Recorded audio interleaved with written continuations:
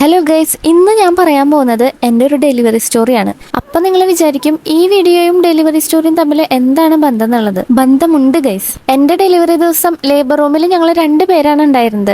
ആദ്യം ഡെലിവറി ആയിരുന്നത് എൻ്റെ കൂടെ ഉണ്ടായിരുന്ന ആ കുട്ടിക്കാണ്. ഞങ്ങൾ ഒരു റൂമിൽ തൊട്ടപ്പുറത്തായിട്ട് ഓരോ ബെഡിലാണ് കിടക്കുന്നുണ്ടായിരുന്നത്. എനിക്ക് പെയിൻ സ്റ്റാർട്ട് ചെയ്ത് തുടങ്ങിയ ആ സമയത്ത് ആൾക്ക് പെയിൻ ഡീപ്പായി വരുന്നുണ്ടായിരുന്നു. സത്യം പറഞ്ഞ ഓരോ സ്റ്റെപ്പുകളും ഞാൻ അപ്പുറത്ത് കിടക്കുന്ന ആ കുട്ടീനെ നോക്കിയിട്ടാണ് പഠിച്ചുകൊണ്ടിരിക്കുന്നുണ്ടായിരുന്നത്. പിന്നെ എനിക്ക് ചെറുതായിട്ടൊന്ന് പെയിൻ കൂടാൻ തുടങ്ങിയപ്പോൾ ആൾക്ക് നല്ല പെയിനായി. അവസാനം ആളെ എപ്പിഡ്യൂറൽ എടുത്തു. അത് കണ്ടുകൊണ്ടിരുന്ന ഞാൻ മനസ്സിൽ ചിന്തിക്കുകയാണ്, അടുത്തത് ഞാനും ഇനി ഈ സ്റ്റേജിലൂടെയൊക്കെ കടന്നു പോകണ്ടേന്നുള്ളത്. എപ്പിഡ്യൂറൽ കൊടുക്കുന്നതിന് മുമ്പായിട്ട് നല്ല പെയിൻ ആയപ്പോൾ ആള് നന്നായി കരയുന്നുണ്ടായിരുന്നു. അത് കണ്ട് ഞാൻ പേടിക്കണ്ടെന്ന് കരുതി ഒരു നഴ്സ് വന്ന് ഞങ്ങൾ 2 പേരുടെയും ബെഡിനിടയിലുള്ള ഒരു കർട്ടൻ ഇട്ടു. അപ്പൊ ഞാൻ ആ നഴ്സിനോട് പറഞ്ഞു കർട്ടൻ ഇടണ്ടാന്ന്. അടുത്തത് എന്താണെന്ന് അറിയാനുള്ള ഒരു ക്യൂരിയോസിറ്റി എനിക്കുണ്ടായിരുന്നു. അതുകൊണ്ടാണ് ഞാൻ അങ്ങനെ പറഞ്ഞത്. അടുത്ത ഊഴ എന്റെ ആണല്ലോ, അപ്പൊ ഒന്ന് പ്രാക്ടീസ് ചെയ്യാലോ എന്ന് കരുതി. അവിടെ നിന്ന് കുറച്ചു നേരം കഴിഞ്ഞ് ആൾക്ക് PV ഒക്കെ ചെയ്ത് നോക്കിയപ്പോൾ നമ്മുടെ ബേബി ഇതേ തലയൊക്കെ പുറത്തേക്ക് കാണിച്ച് വരുന്നുണ്ട്. ആ ടൈം ആയപ്പോൾ അവര് ശരിക്കും കർട്ടൻ ഇട്ടു. പിന്നെ അവിടെ നിന്ന് അങ്ങോട്ട് എല്ലാം പെട്ടെന്നായിരുന്നു. പിന്നെ ഞാൻ ഒരു 5 മിനിറ്റിനുള്ളിൽ കേൾക്കുന്നത് ഒരു കുഞ്ഞു കരച്ചിലാണ്. സത്യം പറഞ്ഞ ആ കരച്ചിൽ കേട്ടിട്ട് ഇപ്പുറത്തെ ബെഡിൽ കിടന്നിട്ട് ഞാനും കരയാണ്. അതൊരു സുന്ദരി കുട്ടിയായിരുന്നു. പിന്നെ അവിടെ നിന്ന് അങ്ങോട്ട് നടന്ന കാര്യങ്ങളെല്ലാം പ്രതീക്ഷിക്കാത്തതായിരുന്നു.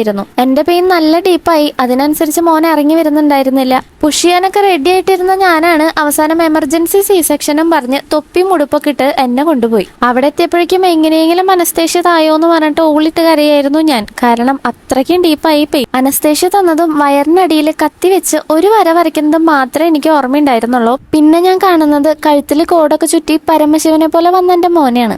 അപ്പൊ നമ്മുടെ കഥയൊക്കെ ഇവിടെ അവസാനിച്ചു. ഇനി ഈ വീഡിയോയും ഈ കഥയും തമ്മിൽ എന്താണ് ബന്ധം എന്നറിയണ്ടേ? അന്ന് ഞാൻ കണ്ട ആ സുന്ദരി കുട്ടിക്ക് വേണ്ടിയിട്ടാണ് ഇന്ന് ഞാൻ ഈ ഒരു നെയിം റിവീൽ ബോർഡ് ചെയ്തിട്ടുള്ളത്. ഇത് പറയാനാണോ നീ ഇത്രയും വലിയ കഥ ഇവിടെ പറഞ്ഞതെന്ന് ആരും വിചാരിക്കണ്ട. വെറുതെ ഒന്ന് പറയാൻ തോന്നി. അപ്പൊ അത്രയുള്ള ഗൈസ്, ബൈ.